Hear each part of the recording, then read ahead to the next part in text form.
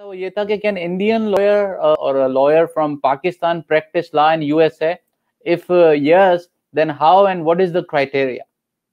अच्छा मंसूर भाई, उसके लिए यह है कि जैसे मैंने कहा कि अमेरिका एक बड़ा मुनफरिद मुल्क है जहां पे हम कम से कम जूरिस डॉक्टर, जिसको हम जेडी कहते हैं, उसकी डिग्री की जरूरत होती है।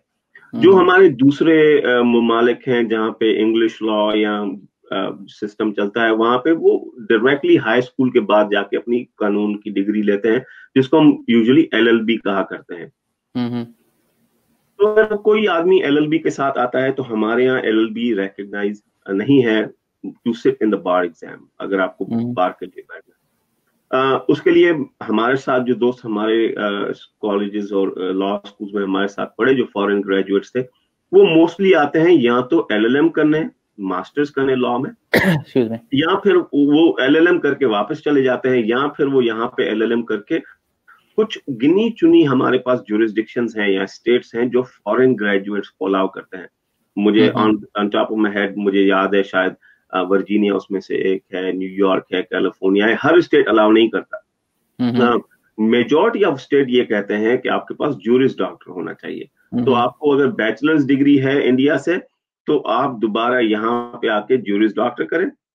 और अगर आप उन 4 या 5 स्टेट्स में से जो बाहर के लॉयर्स को एक्सेप्ट करते हैं, तो आपको दोबारा यहाँ पे आके एलएलएम करना पड़ेगा और फाउंडेशनल कोर्सेज देने पड़ेंगे जो अमेरिकन लीगल सिस्टम के हैं, और फिर आप बार का एग्जाम देना पड़ेगा और आप मार्केट में आ सकते हैं। तो टू समराइज इट, आप आ सकते हैं, फॉरेन ग्रेजुएट आ सकता है, मगर उसको यहाँ पे दोबारा से कोर्सेज करने पड़ेंगे। वो सिर्फ वहाँ की डिग्री लेके यहाँ पे प्रैक्टिस नहीं कर सकते, और उसके बाद आपको बार के एग्जाम के लिए बैठना पड़ेगा।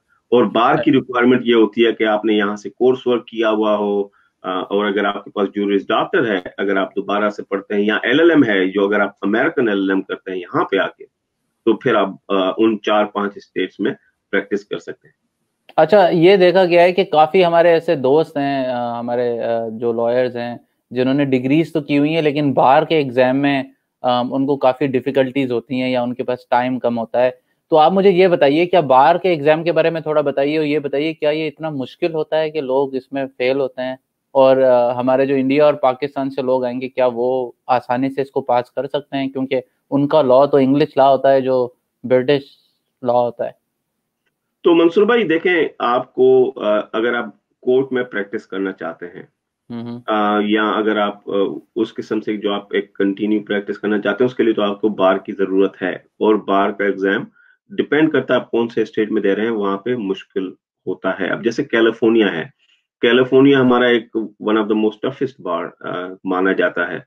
तो कैलिफोर्निया का बार पास करना इवन अमेरिकन ग्रेजुएट्स के लिए भी बड़ा मुश्किल होता है।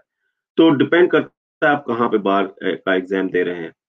मगर अगर आपके पास बार नहीं है और आप प्रैक्टिस, इवन आपके पास अमेरिकन डिग्री है और आप प्रैक्टिस नहीं करना चाह रहे कोर्ट में, और आप एज अ कंप्लायंस या रेगुलेटरी अफेयर्स में एज एन एडवाइजर की हैसियत से अगर आप काम करना चाहते हैं, तो बहुत से फर्म्स ऐसे हैं जो लॉ की डिग्री तो मांगते हैं, क्योंकि आपको वो स्किल्स होने चाहिए, वो एनालिटिकल या लीगल अंडरस्टैंडिंग होनी चाहिए, मगर वो बार एडमिशन नहीं मांगते।